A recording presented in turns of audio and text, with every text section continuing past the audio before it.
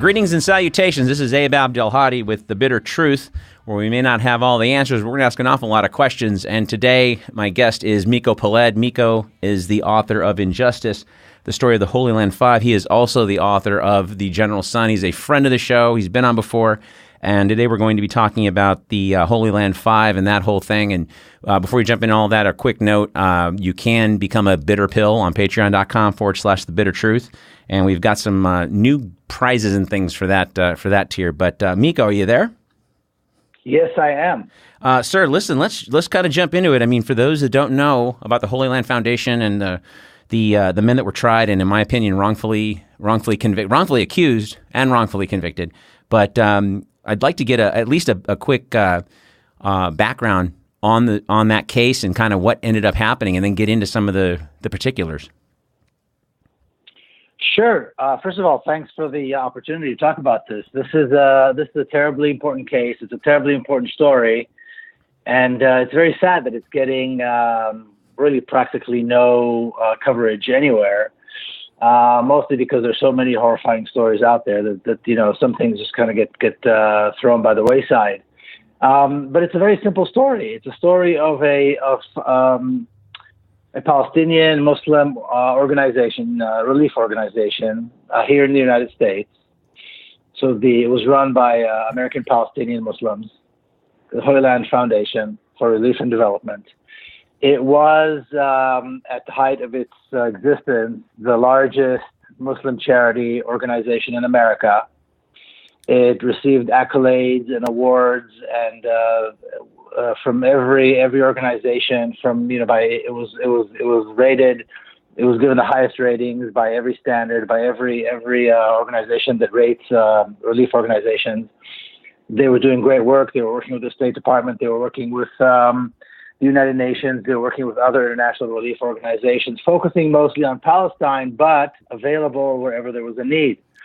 So they were there after 9/11, and they were there right after the Oklahoma City bombing, and they were there during floods and earthquakes, and everywhere, every place, both in the United States and around the world where there was need for relief, whether there was man-made disasters or natural disasters. They were there to support refugees and homeless people and so forth.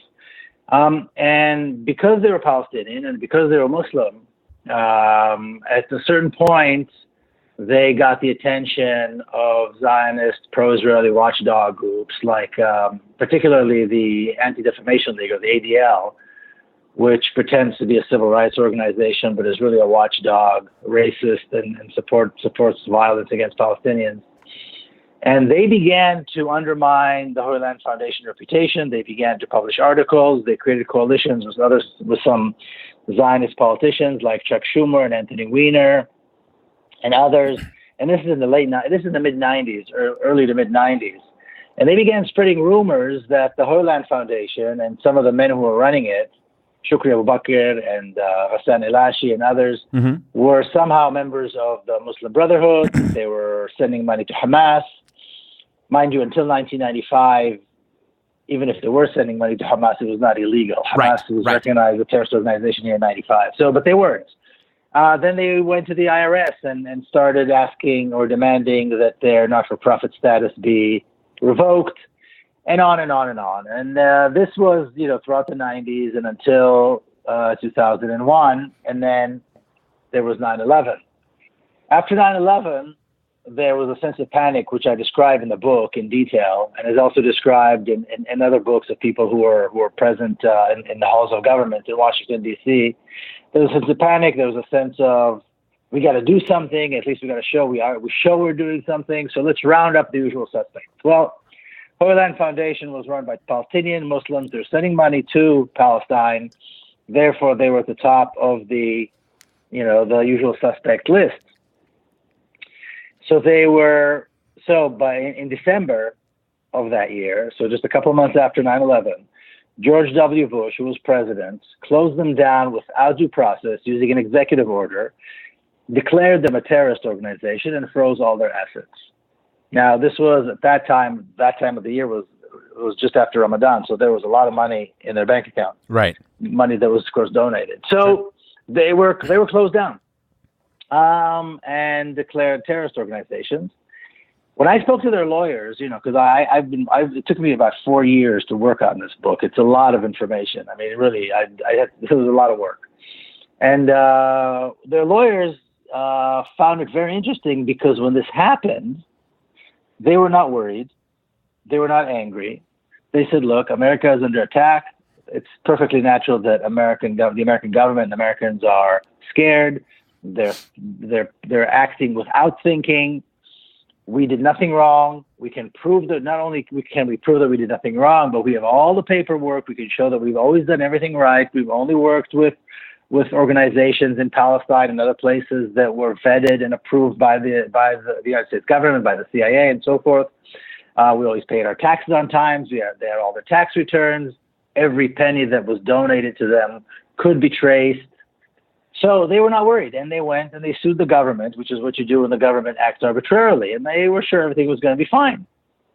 They sued the government, and the judge dismissed the case and struck out all of their evidence. Now, the problem with that is that they had an enormous body of evidence showing that they did everything right. The government had a folder which is called the administrative record, in which it explains why it did what it did, and it had no statements under oath, nothing was notarized, a bunch of newspaper articles, and a statement that was sent in by the government of Israel, by the Israeli police, saying that one of their employees in Jerusalem actually admitted that they gave some money to Hamas, that there was some preferential treatment of Hamas, people who were involved with Hamas. Well, that was a problem. Now, this guy over in Jerusalem, Mohammed Anati, he was arrested by the Israelis and tortured. And anyway, that was a whole other story. But the lawyers here contacted his lawyer in Jerusalem and said, do we have a problem? She said, well, I have all the statements. I have copies of everything. He said no such thing. So she sent over the statements. The lawyers here had a credible, certified translation firm translate and notarize that the translations were true. And it turns out he said the opposite. So the true statement, the true translation of the statement was in the evidence that was struck by the judge.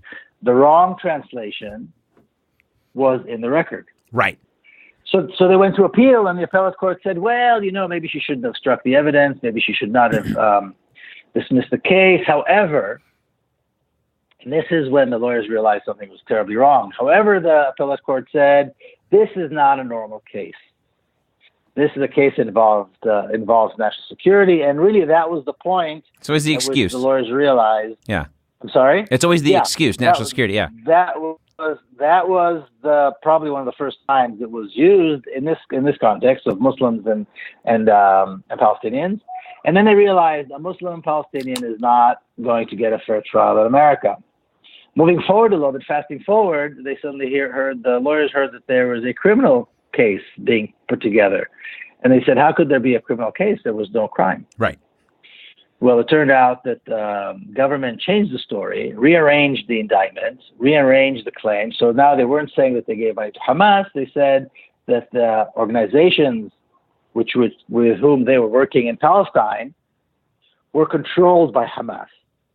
Problem with that is they worked with organizations that were vetted by the CIA, that the United States State Department works with, the United Nations works with, everybody around the world works with these. They're called the CAT committees. These are local charities on the ground. Right. These are serious organizations with boards of directors and so forth.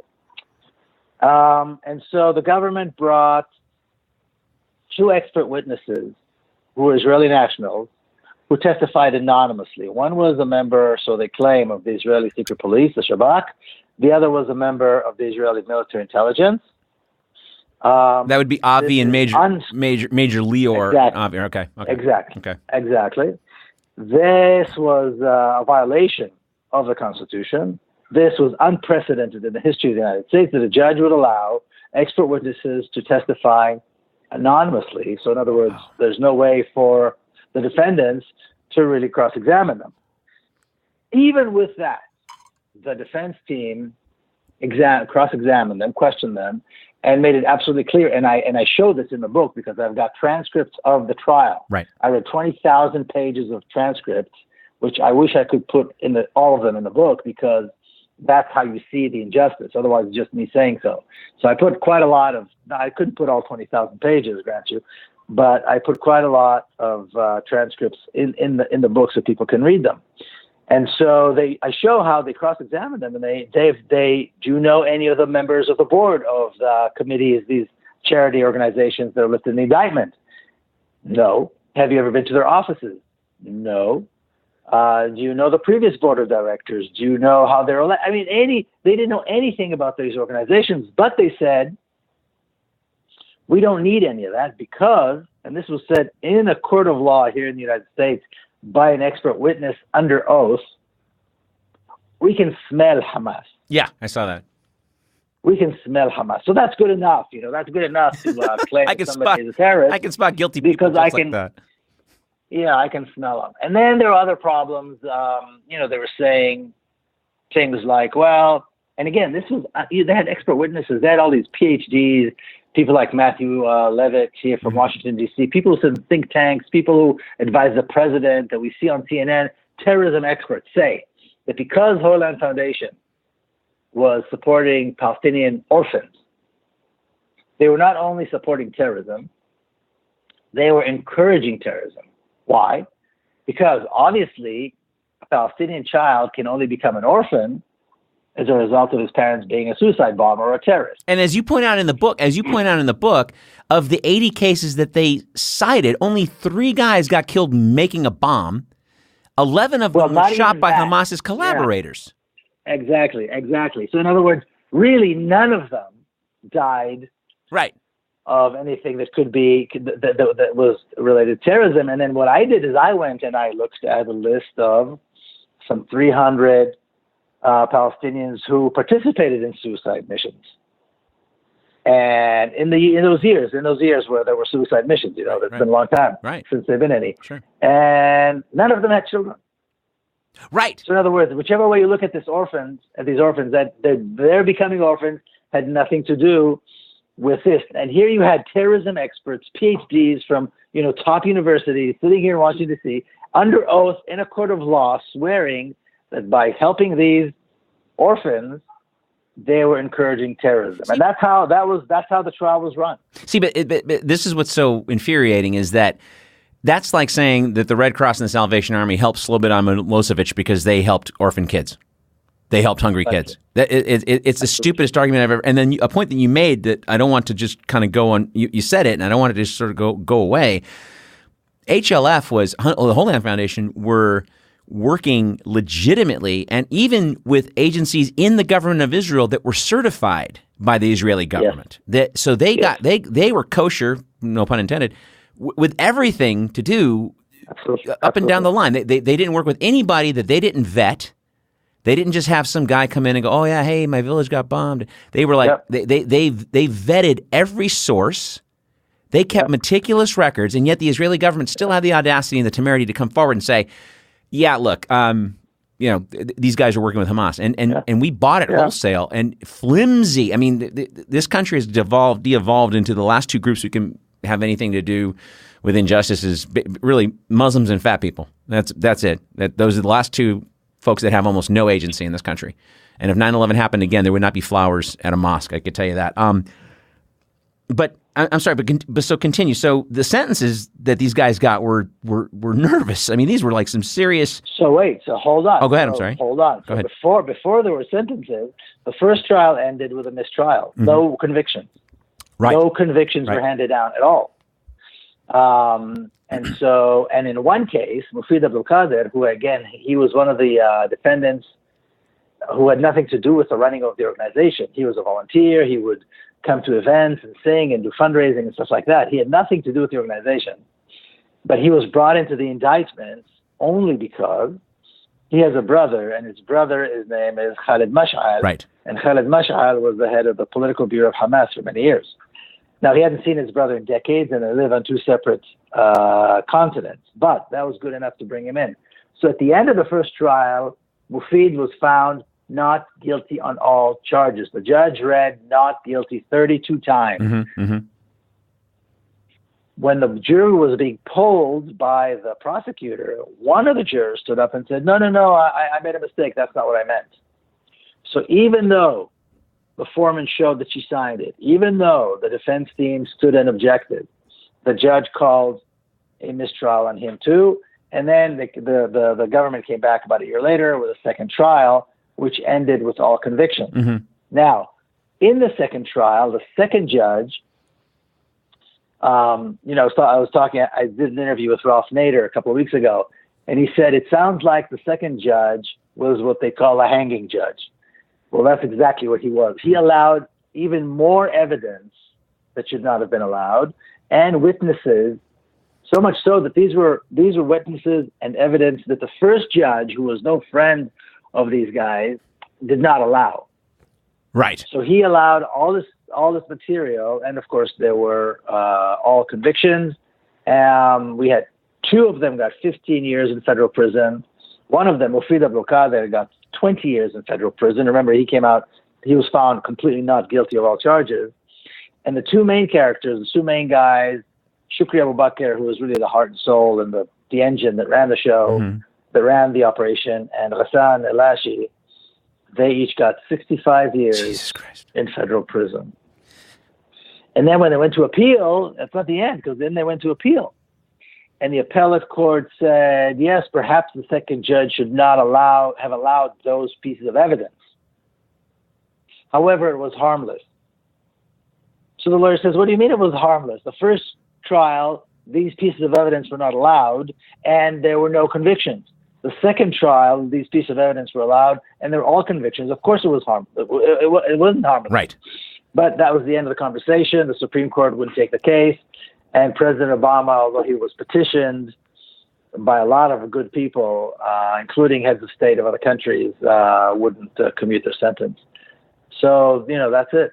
That's really the end of the story. These are five good, not just good men. These are five of the finest men you'll ever meet. Mm-hmm. And I met four of them, and I was able to meet four of them in prison. Right. The fifth, they didn't let me meet for some reason. These are the finest men you will ever meet. Right. And they are innocent, and the only reason they're in jail is because they're Muslims and because they're Palestinians.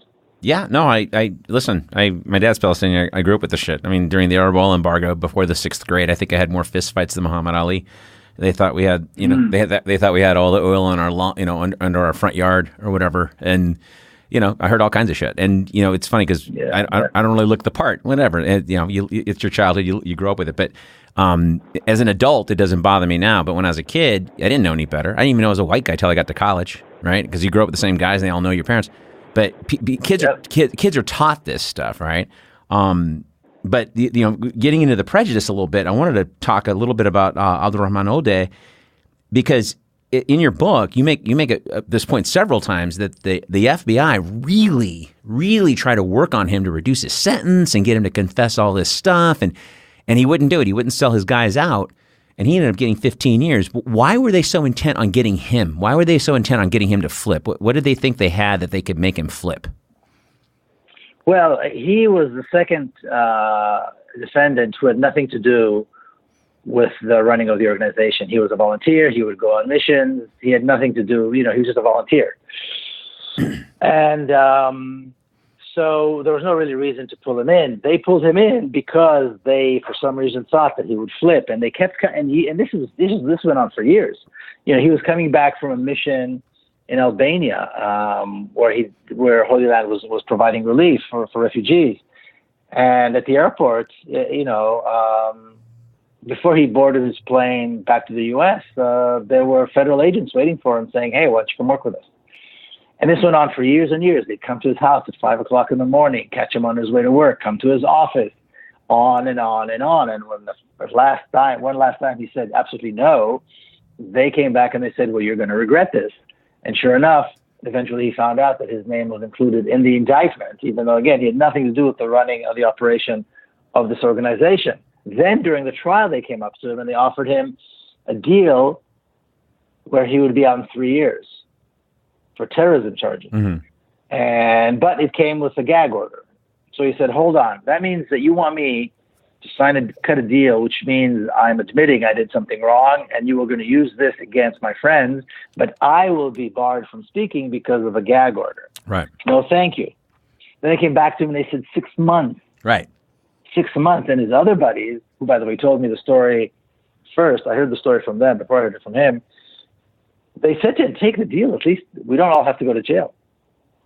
And he looked at the feds and he said, is this coming with a gag order? And they said, yes. He said, no, thank you. And I'm sitting with him in the prison visitation room. He's wearing these khaki overalls, he's in jail. He can't go to the bathroom without asking permission from the guards, Right. And he looks at me and he said, thank God I'm a free man. I sleep well at night. I get it.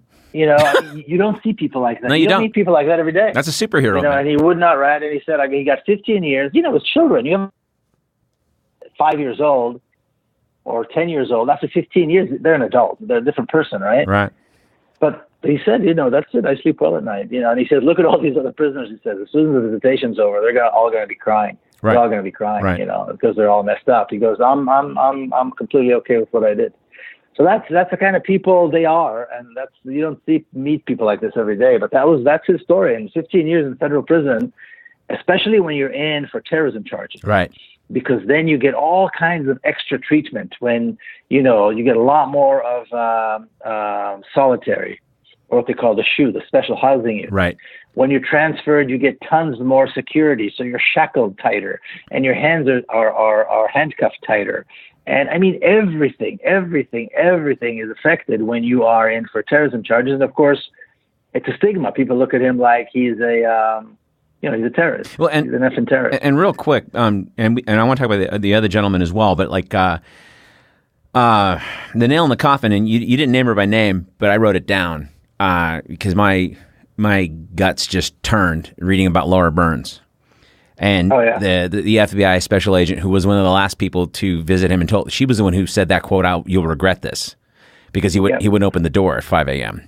And it was like the third or fourth time she came to the house. And in typical imperial colonialist wonk fashion, we're the white Christians and we're going to administer justice all over the world while we support 73% of the world's dictators, but who's counting?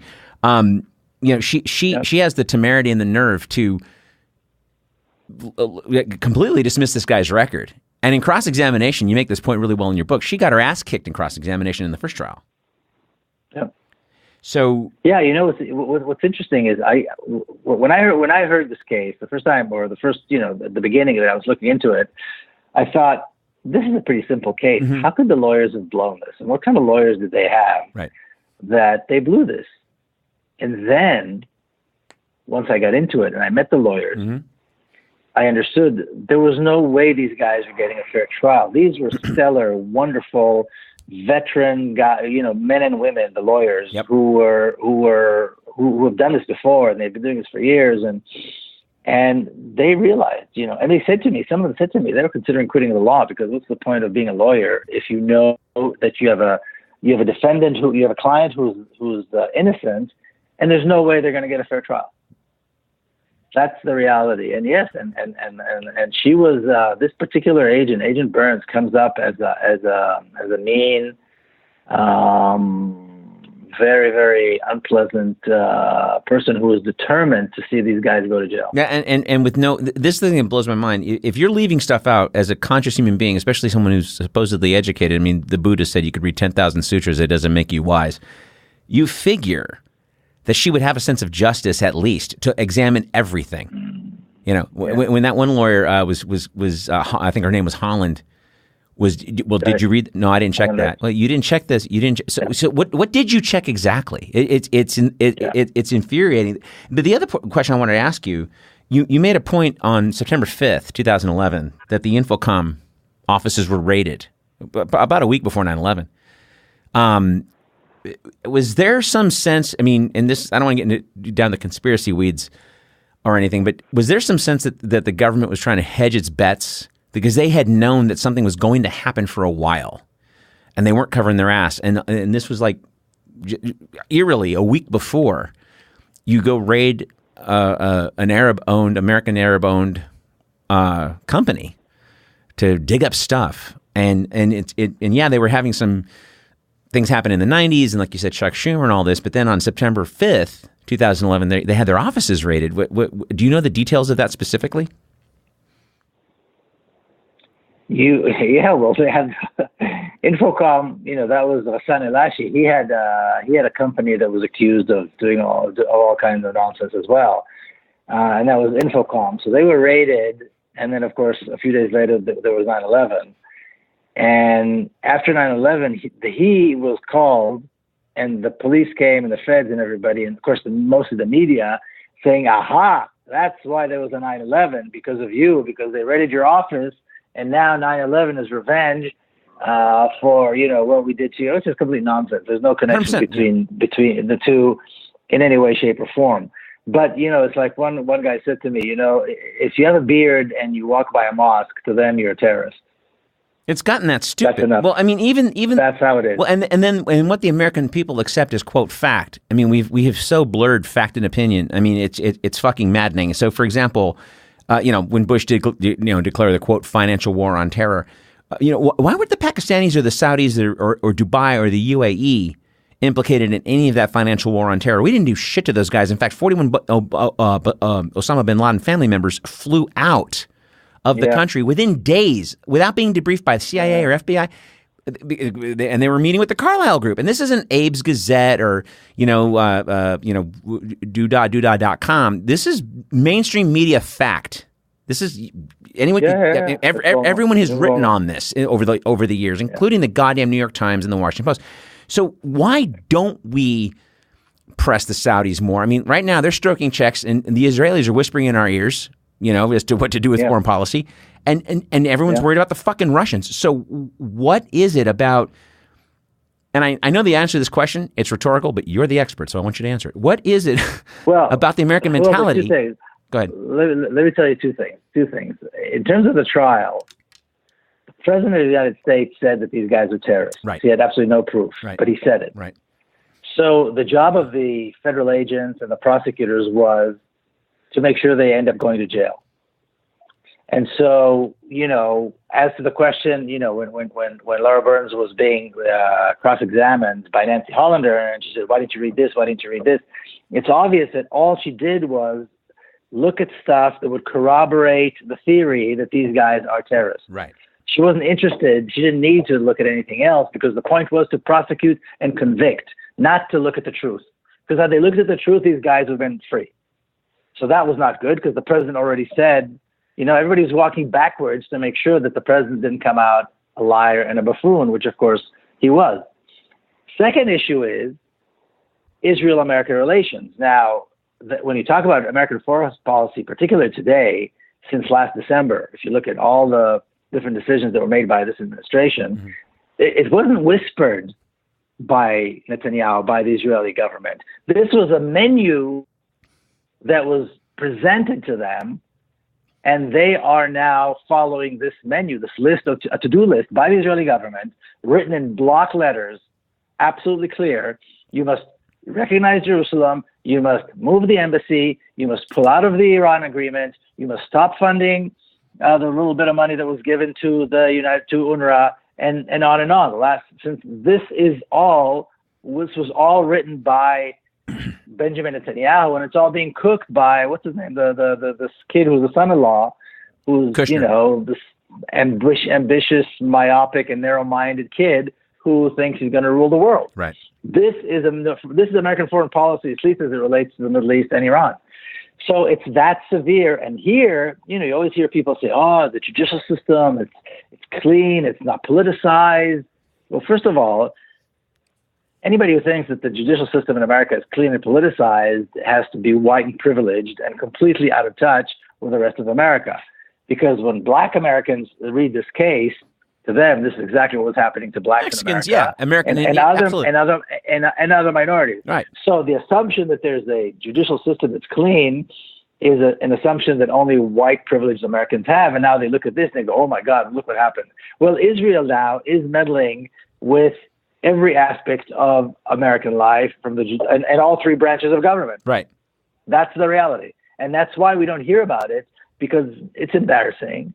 And Israel is very influential. They've got the Israeli lobby is very influential. Mm-hmm. There are a lot of members of Congress, a lot of people that are kind of well, earlier you mentioned, so this is the reality. Well, earlier you mentioned Chuck Schumer, and earlier in the year, and I don't think this bill made it past the House, but he introduced a bill that made anyone discussing BDS subject to a 5-year prison term and $1 million fine. And 20 years. 20. Okay, I'm sorry, 20. Okay, well, I was him and Ben Cardin. Yeah, it's insane. I mean, the Chuck Schumer thinks that the call to boycott Israel is anti-Semitic. And my question is, well, let's look at the call for boycott. The call for boycott, divestment, and sanctions, or BDS, it's known BDS, has very clear demands. Well, let's look at the demands and see where the anti-Semitism is hiding, because he says it's a new kind of sophisticated anti-Semitism. So the demands are ending the occupation of 1967, equal rights for Palestinians and Israelis, and the right of the Palestinian refugees to return. So these are all remedial demands. These are all demands that will help bring the Palestinians, back to where they need to be, which is to live in fairness and justice. So basically, it's justice, equality, and democracy and equal right. Where is the problem? Where is the anti-Semitism? It's that kind of insanity. It's because the state of Israel doesn't like the call for BDS. Chuck Schumer and all these other, Zionist politicians in America feel they have to defend it. So-called liberal. But it has no.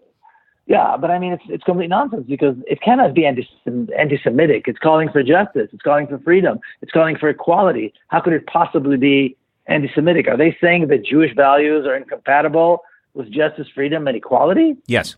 Now who's being anti-Semitic? Well, but here's the thing, though. Now who's being anti-Semitic? Absolutely. It's insane. It's insane. Well, and the thing is, the connection is very clear, and I'm really glad you brought that up, because the connection between what happened in the courtroom in the Northern District of Texas in Dallas to these 5 men, and what is happening with American foreign policy, pulling out of the Iran deal, and ending the funding for UNRWA, and moving the embassy to Jerusalem. These are all the same issue.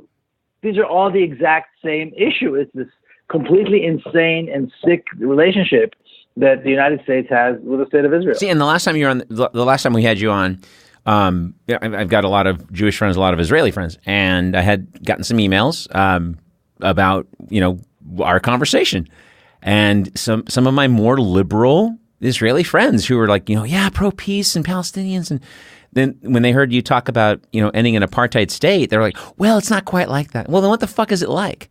Because you do a great job in the book of explaining the different IDs, the different identifications amongst the Palestinians. Yeah.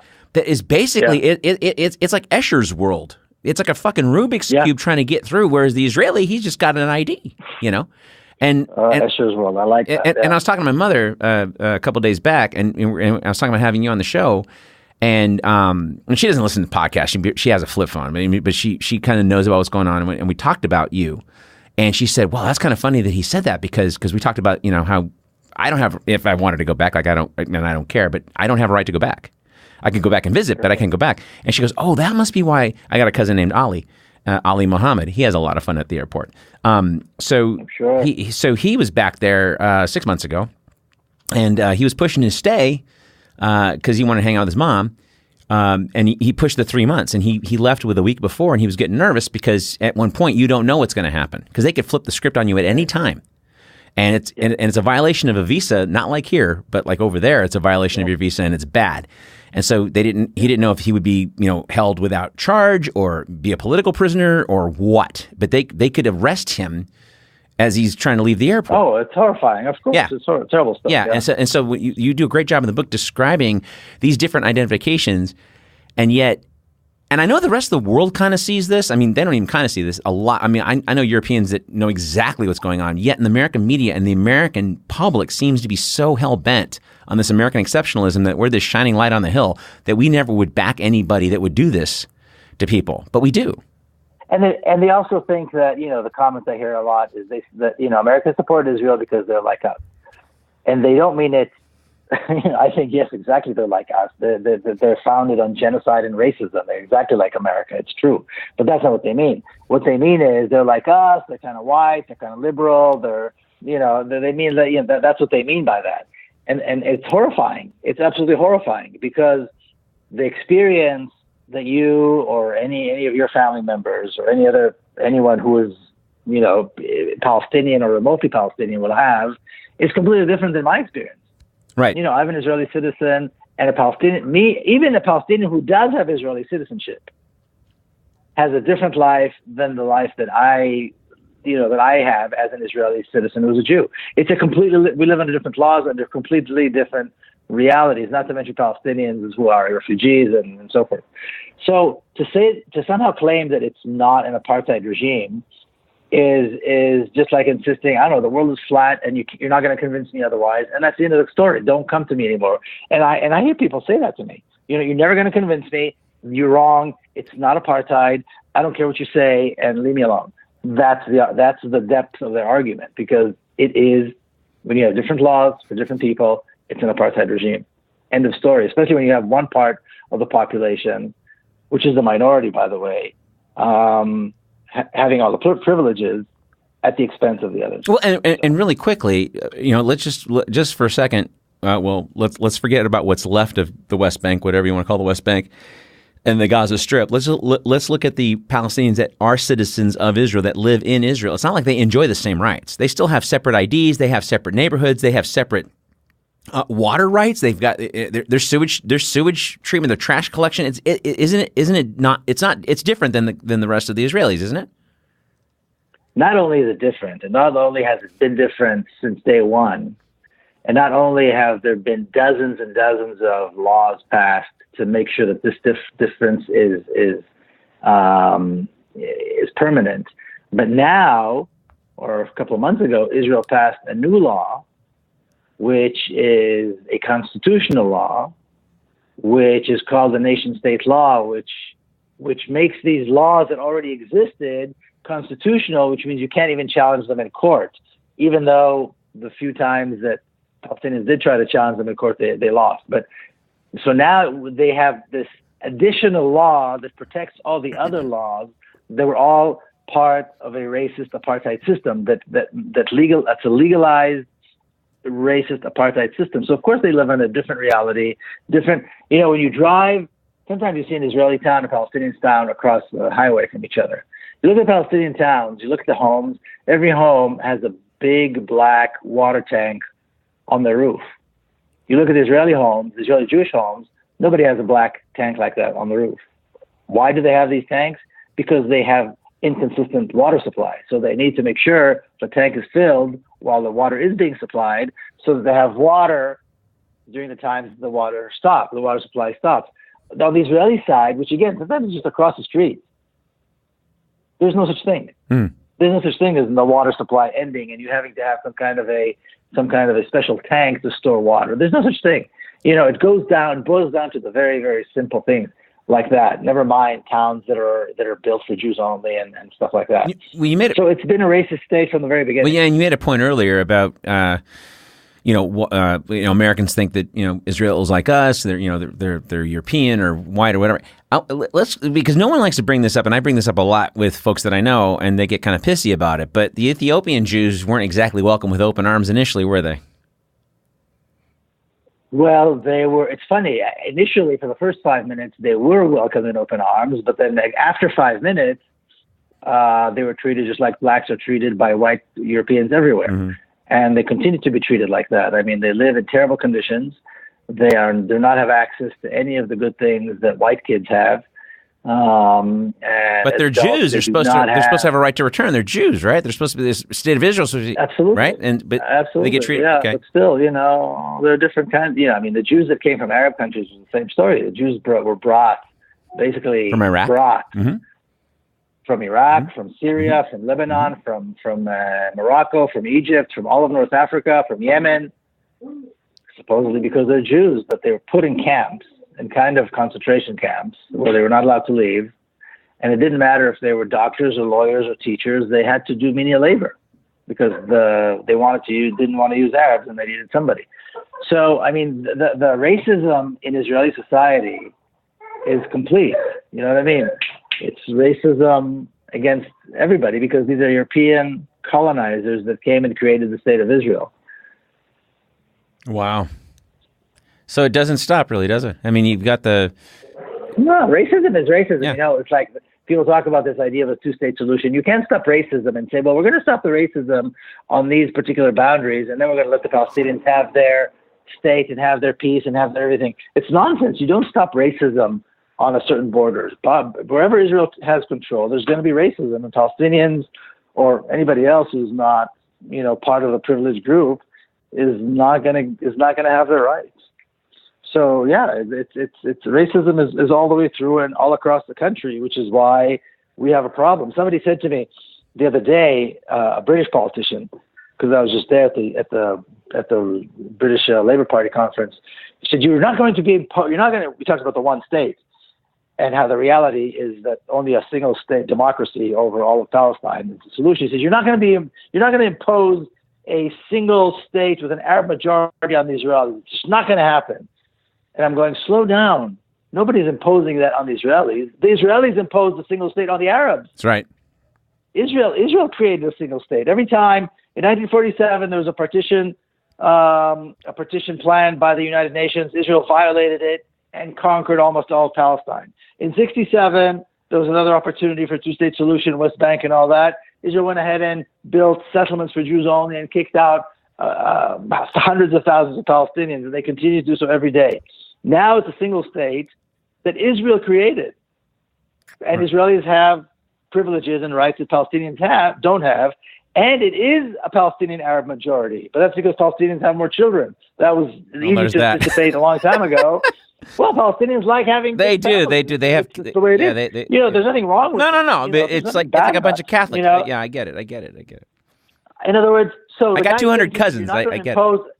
Well, of course, that's great, and I think it's lovely. But the thing is, they're saying you're not going to impose a single state with an Arab majority on the Israelis. It's the other way around. It's the Israelis who rejected every single attempt to bring about a peaceful resolution through partitioning or two states. Well, let me ask. So now you have one state, and that's the reality. Let me ask you something.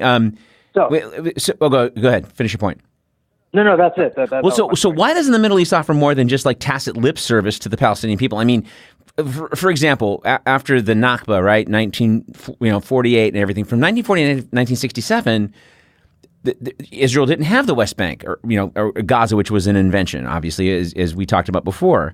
Why didn't at least Saudi Arabia, the United Nations, why didn't they go before Israel took the West Bank? Which was actually like a lined out place. Why didn't they go ahead and take that and make that into a Palestine when they had the chance? Why did they wait and then just use the Palestinian people as a thorn in the side of the Israelis and the Americans? Because that's how they raised the oil prices, was during the Yom Kippur War, and Kissinger and Nixon had to make a deal with them. And there's a lot of different issues here. Sure. To begin with, until 1967, nobody ever thought of the West Bank and Gaza as a separate part from Palestine. The belief was that Palestine is Palestine. These are all Palestinians. There are United Nations resolutions that say that Palestinian refugees have a right to go back to their homes. There are United Nations resolutions that say that the Israeli occupation of 1948 of parts of Palestine was illegal, and the expectation was that somebody, the UN or somebody, is going to act. Nobody expected that Israel would get away with violating international law in such a way. The second thing is that the Zionist movement, even before the State of Israel was established, was invested heavily, financially and politically, with making sure that the Arab states around Palestine, or around what was to become Israel, were all corrupt and were all on the take by the Zionists. Right. So you had the Jordanians, you had the Egyptians, everybody. They made sure that there was never, the voice of the Arabs was never heard, because they were always under dictatorships, and that was the reality, and that is the reality today too. Netanyahu says Israel's relations with the Arab world has never been better. Of course, because they don't allow democracies to emerge. And every time a democracy, there is an attempt to bring about democracy, of course, the Americans and the Israelis are the first ones to kill it.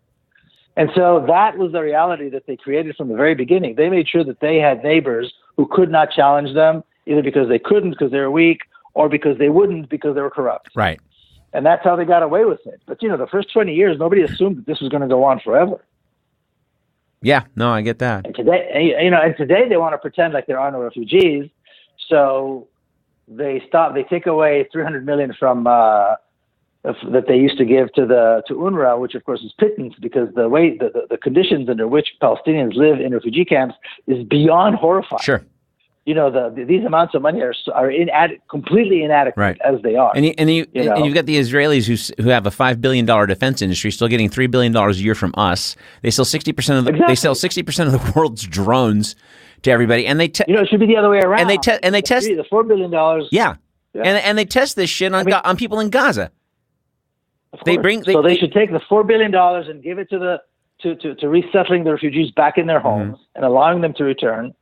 And if they don't want to give money to the United Nations relief, that's fine. Don't give it to them. The refugees don't want this relief money. They want to go home. Which, by the way, they want to go home and be productive. Which, by the way, to be clear, is not saying to completely dismantle and push Israel into the sea. This is saying, like you said on the last time we talked, to dismantle an apartheid state and create a true democracy with recognizing all people, right? Because this is not what is happening there.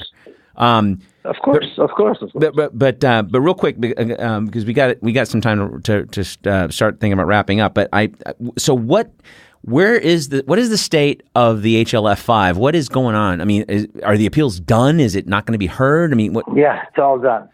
There's appeals are done. In terms of legal procedures, they've exhausted their possibilities, unless somebody can come up with some evidence that is so compelling that they would force. They could force the case to be reopened, and it doesn't matter how compelling the evidence is. I mean, I think I show in my book very compelling evidence that there was a grave misjustice. But it's politics. It's about the politics. Why would President Obama on his way out not commute their sentences?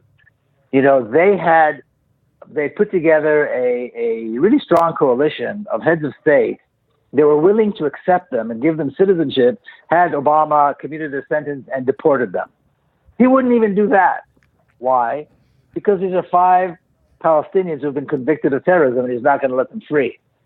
So the fact that they're actually innocent and the finest men you'll ever meet is immaterial. What's important here is there's a political situation where you cannot commute the sentences of 5 men, even though they were wrongly accused and wrongly convicted, because they're Palestinians and Muslims. That is the issue here. If they were white, they would not even be in prison. So in terms of their legal options, those have been exhausted.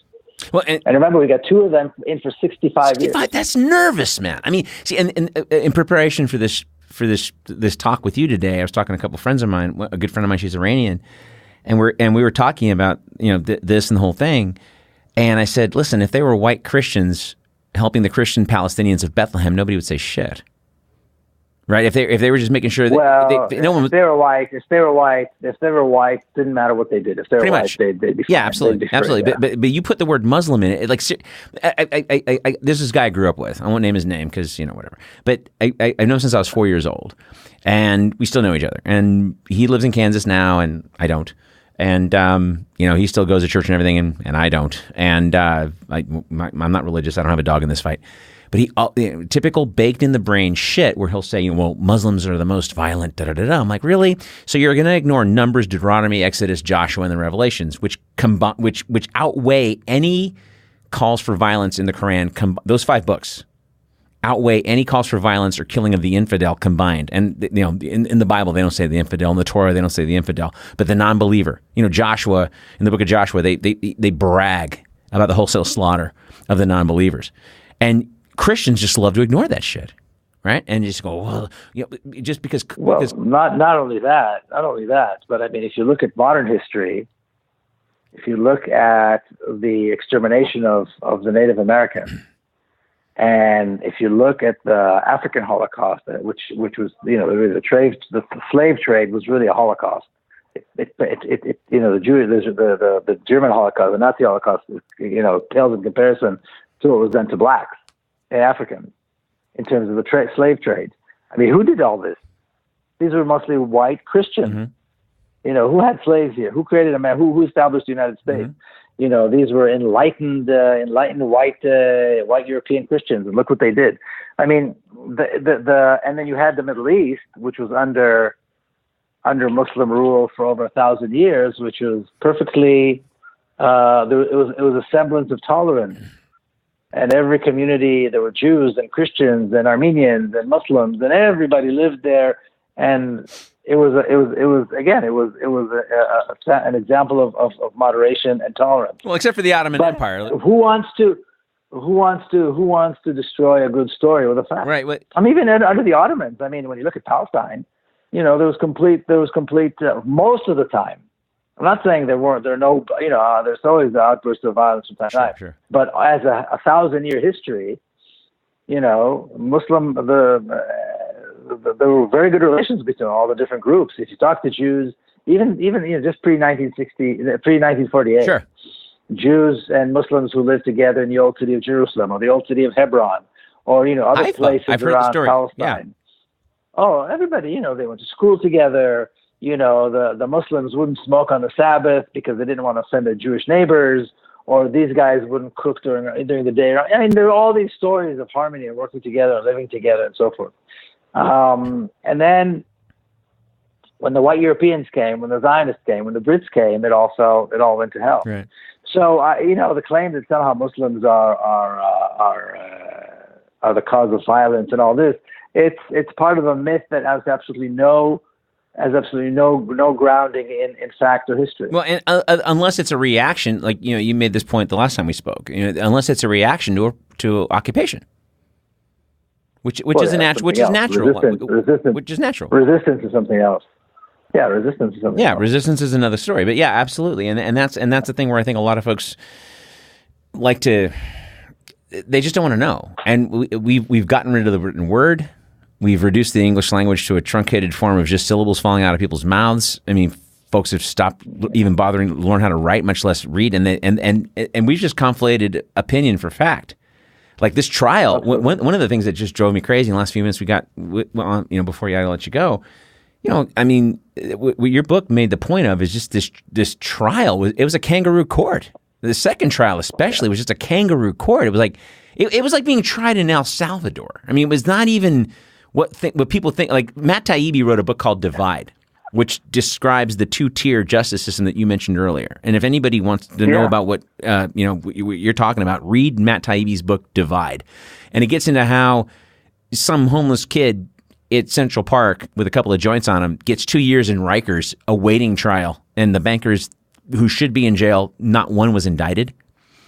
It's just on and on. This is the American justice system. It's always been like that. This is the American justice system. You don't have to go to El Salvador. This is the American justice system. Period. Sure. And when we launched the book, the title of the launch was Erosion of Civil Liberties. And I would say this is not the erosion of civil liberties, because the only people in America who have the expectation of civil liberties are white privileged people. Blacks never had them, never expected them, and these guys now, Muslim Americans, Arab Americans, don't have them either. No, absolutely not. And I have to agree. I mean, I don't think. Look, and being born and raised here and knowing the history, I love the documents, right? Constitution, Declaration of Independence, Bill of Rights. We haven't lived up to them yet. They were great ideas, and they got amended rather. So we finally gave the American Indians who we occupied rights. We finally gave blacks some rights. There's still institutionalized racism, and people that want to deny that are just completely asleep at the wheel. But we have not. Well, these documents are written by people who own slaves, absolutely, and not only own slaves, but set it up so that they would rule. The one fail safe that they forgot to throw in there was that the thing could be, especially the Constitution, can be amended using the Bill of Rights. Yep. So that's what people forget. You can use the Bill of Rights to amend the Constitution, which is why we have all these amendments, which is why women can vote now. But this is where I get pissed at people when they want to talk to me about incrementalism, and they oh, you're moving too fast. They said that to Martin Luther King 50 years ago. You're moving too fast. Yeah. And here we are. Lincoln freed the slaves in 1863, and we're still hanging black guys till 1970, 1990, and now cops are shooting them like indiscriminately. Mexicans too, like anybody who's not white, really. I mean, look at every mass shooter that we arrest in the country. It's always without incident, and unless they kill themselves, they're never killed. Yep. Meanwhile, we justify and with the iPhone, it's open season on this shit. But we justify every cop killing. Well, he was afraid for his life. Well, he signed up for the job. What do you mean afraid for his life? And aren't they taught to diffuse these situations? They certainly diffuse them when the guy shoots up a theater in Aurora, Colorado during the Batman movie. The guy was armed to the teeth. He looked like a fucking Israeli Mossad gorilla. And he got taken without incident. No problem. Yeah. Dylan Roof, he's looking at a death sentence right now because he finally got convicted. But he wasn't shot on sight. They took him through a goddamn Burger King to get lunch upon his arrest. Yeah. So I agree with you 100%, man. It's but listen, do me a favor really quick. Are there any websites or links to your book aside from Amazon? Because I'm going to post these things in the body of the description of the show. But is there anything else? If you go, Amazon is one, and Just World Books, the publisher, has its own website, and you can get the book there as well. Okay, excellent. I so appreciate this. You have no idea. I have such an immense respect for you. My brother made this comment to me the other day. He goes, he sent me a link of an Israeli reporter who lives in Ramallah, and she's reporting on these things. And he goes, man, I have so much mad respect for Israelis who step up and do the right thing because it is so hard for them to do that. Because like you sent me that one email about how you and your mother-in-law and your wife were pulled over and just getting dinner in Israel, Palestine, and where you were, and I think you were Hebron, and you went to get dinner, and they pulled you over, and they arrested you for. We were Nablus, and we were going back to their town, which is on the other side of the checkpoint, and that's because they know you. It was myself, mother-in-law who's 75, the 6-month-old baby, and my 16-year-old daughter. And that's because they know you, right? And no, nobody knows. Oh, okay. It was time. It was midnight, and it was time for them to, stop somebody. I said, "You're your freaking mind. You're a 75-year-old grandmother and a 6-month-old baby, and it's midnight, and you're stopping us now." So they took the car, they took us out of the car, they put it in this closed area, they went under it, they checked it. They're fucked up. But the thing is, let me tell you, I have to say, it is not hard for me. It is really not hard for me. It is hard for Palestinians. It is hard for all my Palestinian friends who are out there.